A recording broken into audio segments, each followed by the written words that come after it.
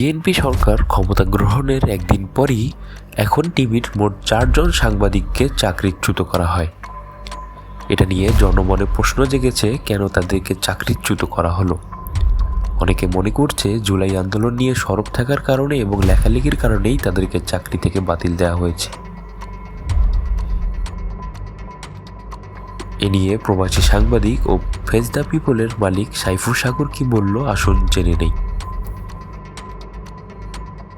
এখন টিভির 4 জন সাংবাদিককে অপসারণ করা হয়েছে বা তাদেরকে এই এখন টিভি থেকে তাদেরকে বের করে দেওয়া হয়েছে।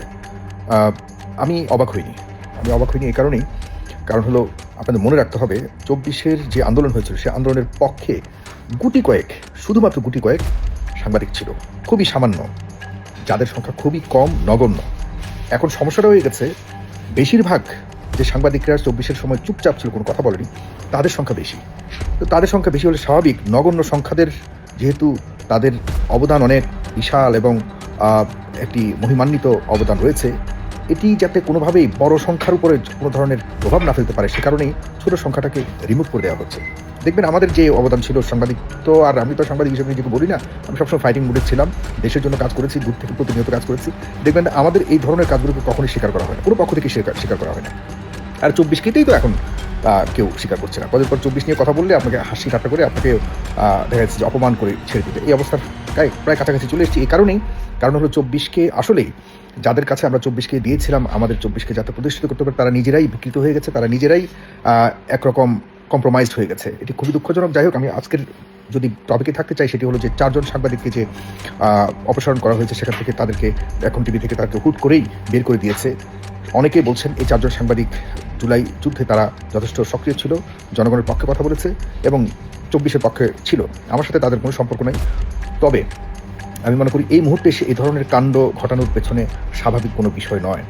আমাদের মাথায় রাখতে হবে, আমাদের দেশের আসলে গণমাধ্যম কিন্তু স্বাধীন গণমাধ্যম কখনোই ছিল না, সম্পূর্ণ একটি কর্পোরেট গণমাধ্যম। মানে হলো ব্যবসায়ীরা গণমাধ্যমকে তাদের নিজেদের ব্যবসার স্বার্থে ব্যবহার করে, আর সাংবাদিক যারা ওই ধরনের হাউজে কাজ করে, ব্যবসায়ীদের এই টিভি চ্যানেল বলুন, বিভিন্ন নিউজ চ্যানেলে যারা কাজ করে, তারা একরকম লাঠিয়াল বাহিনী হিসেবে কাজ করে। এর চেয়ে বেশি কিছু না। আপনি দেখেন কোন সাংবাদিকের সাহস আছে যে ওই হাউজের মালিকের সিদ্ধান্তের বাইরে গিয়ে বা মতামতের বাইরে গিয়ে কোনো একটা নিউজ করবে, এরকম সাহস আছে? আমরা যদি আজকে বলি একজন যার সাহসে একজন সাংবাদিক, সৎ একজন সাংবাদিক আসুক আমাদের হাউজে কাজ করতে, সততার সাথে কাজ করতে, যদি আসতে বলি, কখনোই আসবে না। কারণ আমরা ওই বেতন দিতে পারবো না, ওই ধরনের তাদেরকে সেই তারা যা চাচ্ছে সেরকম কোনো কিছু দিতে পারবো না, কারণ আসবেও না। তো তারা যাবে কোথায়? তারা যাবে ওই জায়গাতে যেখানে গেলে তাদের হয়তো আর্থিকভাবে সেরকম তাদের ডিমান্ড পূরণ করতে পারবে, তাদেরকে গরুর মতো তাদেরকে চড়াতে পারবে, আর তাদেরকে যেভাবে ইচ্ছে এভাবেই মালিকেরা চালাতে পারবে। এখন এটা হয়ে গেছে স্বাভাবিক বিষয়। আমরা আফসোস করে কী করবো জানি না। তবে আমি মনে করি যে এই কর্পোরেট গণমাধ্যম যে ট্রেন্ড চালু আছে দীর্ঘদিন যাবৎ, যে কালচার চালু আছে, এটি থেকে যদি বের না হওয়া যায় তাহলে কখনোই গণমাধ্যম স্বাধীনতা লাভ করতে পারবে। কারণ দেখুন, খুবই একটার সাথে আরেকটা লিঙ্ক আপ করা আছে। এই যে 24-এর পর প্রত্যেকটা গণমাধ্যম, যে গণমাধ্যম শেখ হাসিনাকে ধরতে গেলে যদি শেখ হাসিনাকে পরিমাপ করা হয় যে কারা শেখ হাসিনাকে ফ্যাসিস্ট তৈরি করেছে, এর মধ্যে আমি মনে করি গণমাধ্যমের দায় ছিল কমপক্ষে 60%, আরও 20% দায় ছিল এই ব্যবসায়ীরা, যারা ব্যবসায়িক কারণে শেখ হাসিনাকে ব্যবহার করেছে, আর 20% হল সাধারণ জনগণ, যারা কিছু না বুঝেই শুধুমাত্র লোভের কারণে, নিজের দলের প্রতি অন্ধভক্তির কারণে শেখ হাসিনাকে আপনার ফ্যাসিস্ট হতে বাধ্য করেছে।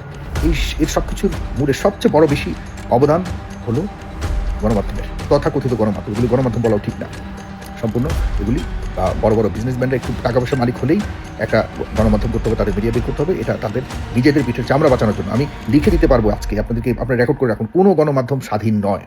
আর এই 24-এর পর এখন সরকার যারা আসছে, তাদের লোকজন প্রত্যেকটা গণমাধ্যমের শীর্ষ পর্যায়ে বসিয়ে দেওয়া হয়েছে। সবাই এখন এই বর্তমান সরকারপন্থী হয়ে গেছে। শেখ হাসিনার প্রতি যারা আছে তাদেরকে বের করে কোনো পরিবর্তন হয়নি, কোনো পরিবর্তন হবেও না। কারণ হলো ওই মালিকরা চায় এখন যারা শক্তিশালী তাদেরকে এনে তাদের গণমাধ্যমটা শক্তিশালী থাকবে, এবং তারা ওই এই সরকারপন্থী লোক গণমাধ্যমের যারা দায়িত্বে থাকবে সরকারপন্থী, তাদের মাধ্যমে সরকারের সাথে একটা লিঙ্ক আপ করে তাদের বিজনেসটাকে চালাবে। এদিকে বিজনেস চলবে তাদের অবৈধ উপায়, যে কোনো উপায়ে তারা হাজার হাজার কোটি টাকা লোপাট করবে, কেউ কিছু করতে পারবে না। আর এদিক দিয়ে আপনার যারা সরকারপন্থী সাংবাদিক নামক যারা আছে লাঠিয়াল বাহিনী, তারা তাদের নিজেদের খোরাক যোগাবে, তাদের পকেট